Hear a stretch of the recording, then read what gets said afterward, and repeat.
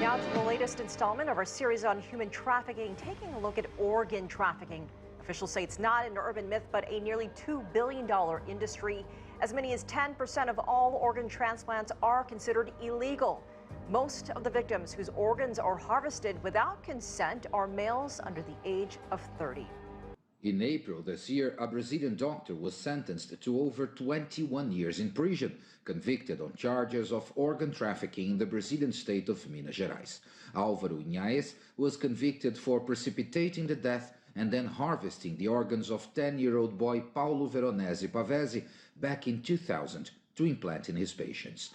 The victim's father moved to Italy, fearing threats of violence that he's received in his 20-year battle to get justice for his son. The doctors saw an opportunity when they noticed I was inclined to donate my son's organs in case of death. So they interrupted all treatment, already with the goal of turning him into a donor, because I already had agreed in principle. It's a fight against a system, and victory won't be achieved with just one case, with one decision in court. This federal prosecutor says crime flies under the authorities' radar, sometimes because the victim may also be a willing participant, allowing the harvesting of the trafficked organ. The kidney is a special case because since people can have a normal life with just one kidney, vulnerable people suffering with economic hardships can be more easily persuaded to sell the organ. So there's a high degree of what I call a dark figure. There's great potential that this crime exists, but it remains underreported. In February, federal police in the state of Amazonas uncovered a new case of organ trafficking in the Brazilian Amazon. It involved the international sale of one hand and 3 placentas by a professor from the School of Biosciences of the Amazonas State University.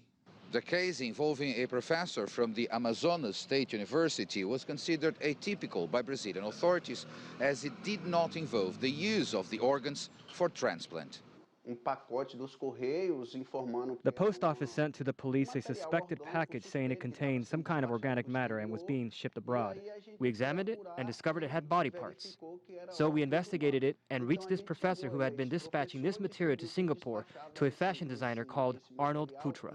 Indonesian designer Arnold Putra says his best-known creation, a purse made with a human spine, was legally sourced from a Canadian medical supply store, and denies all claims of procuring body parts from indigenous tribes.